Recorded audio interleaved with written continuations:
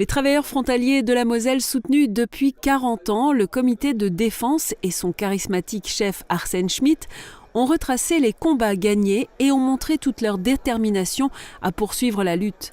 Les grands chantiers à venir concernent le versement de l'allocation chômage et l'assujettissement à la CSG-CRDS sur les retraites allemandes des frontaliers résidant en France.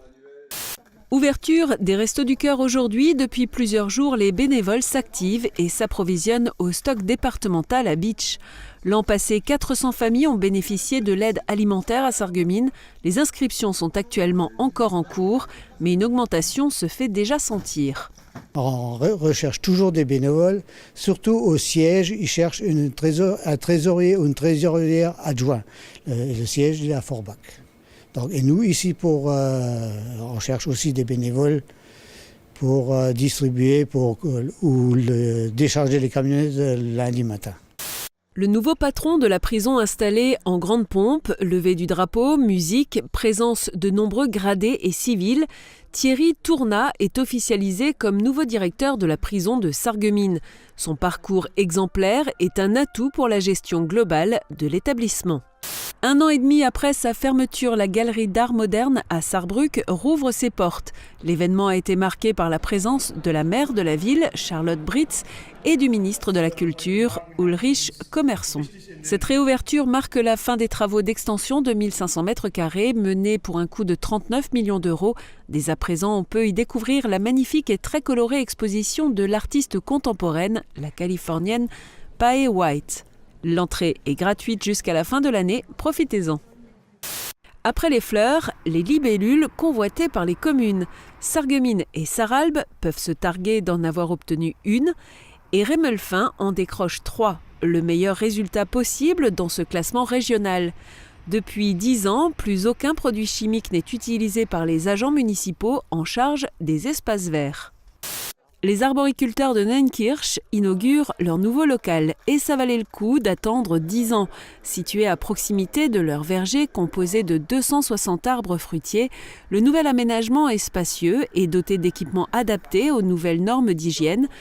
Une deuxième tranche de travaux devrait démarrer en 2018 avec la démolition de l'ancien local et la création d'un cheminement piétonnier. 90 ans de billard à Sarreguemines, ça se fête. En plus de son rôle de loisir, le club a une vocation sportive. Et c'est cela qui a sans doute favorisé cette longévité. Pour fêter 9 décennies, le cercle a convié Michael Amen, champion de France de billard artistique. Il a proposé une démonstration qui a épaté les invités. Théâtre en plate, salle comble et hilar pour la pièce « Außer Unkost nix passiert ». Toute la famille est prête à partir en voyage. Le père est pressé de rester tout seul pour s'amuser avec une fille de petite vertu. Tout cela, c'est sans compter sur les visites intempestives et répétées de la voisine. La troupe donnera encore 2 représentations au casino les 24 et 25 novembre. Le vendeur de marrons reprend ses quartiers d'hiver sur la zone piétonne de Sarreguemines. Fidèle au poste depuis 31 ans, il sera présent jusqu'à la fin du marché de Noël. Mais arrivera-t-il à satisfaire toute sa clientèle ? Cette année, les marrons, ou plus précisément les châtaignes, sont particulièrement difficiles à trouver. Les discussions sont animées et passionnées. À l'aide de marqueurs, de post-it, de photos ou de pictogrammes, ils redessinent les plans de leur cité. Et les idées ne manquent pas dans des domaines qui vont de l'urbanisme à l'environnement, en passant par l'économie, le social, la sécurité ou les loisirs. Dans quelques instants, la dernière née des bières artisanales de la brasserie naborienne va quitter sa cuve de brassage pour être mise en bouteille. Son nom, la bière du mineur, une bière à la fois blanche, comme le jour, et sombre, comme la peau des mineurs remontant du fond. L'ADI est un bon exemple de ce que peut être l'ESS. Cette association pratique le microcrédit. Des crédits de moins de 10 000 € pour des personnes qui n'en trouvent pas auprès des banques classiques. En plus du prêt qui sert à réaliser un projet professionnel la plupart du temps, l'association offre une aide de conseil. Voici les rugbymen de Saint-Avold, grands, forts, masculins et surtout moustachus pour la bonne cause. Tous ont décidé de participer en ce mois de novembre à l'opération Movember 2017 qui consiste à se laisser pousser la moustache pour pouvoir récolter des fonds pour la Movember Foundation. Au Rugby Club Naborien, on a bon cœur. Et les gens sont souvent réticents au dépistage, souvent à cause de la peur. Donc voilà, donc nous on essaie quand même de sensibiliser les gens par rapport à ça, que c'est important, qu'il faut au moins le faire, même si je pense que pour les hommes ça doit être désagréable. On a quand même beaucoup de refus où les personnes ne veulent pas savoir parce je pense qu'ils ont surtout une peur. Mais il ne faut pas oublier que c'est le cancer qui touche le plus les hommes, c'est un des premiers cancers en France.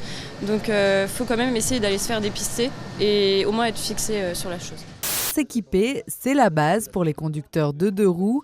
Casque attaché et à la bonne taille, gants, blousons, à moto ou en scooter, l'essentiel c'est de sortir couvert. Pour se repérer sur ce site de 55 000 m², les clients seront guidés par une quinzaine de grands animaux créés spécialement par un designer pour le centre Best. Cet oiseau est la maquette témoin d'un de ces éléments à la fois pratique et décoratif. En moyenne, chaque foyer va dépenser à peu près 350 à 400 € pour Noël.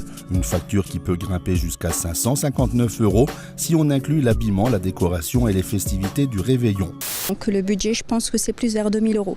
En toute honnêteté, si on fait les choses bien avec la nourriture, je pense qu'avec 350 €, à part aller je suis désolée, à la foire fouille ailleurs faire des cadeaux, ou à moins que vous touchiez de l'argent pour avoir des cadeaux, et c'est pas mon cas, donc je suis désolée.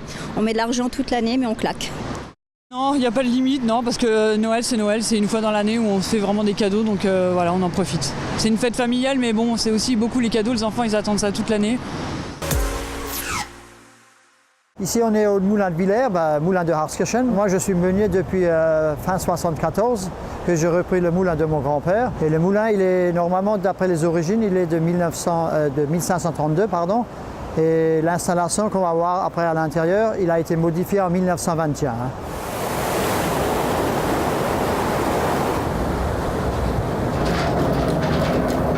Là, vous avez la roue de l'intérieur qui est actionnée par la roue de dehors. C'est du charme, c'est très résistant. Ça peut durer entre 13 et 15 ans. Et tous les 3 mois, il faut les graisser avec une graisse spéciale à cause du bruit.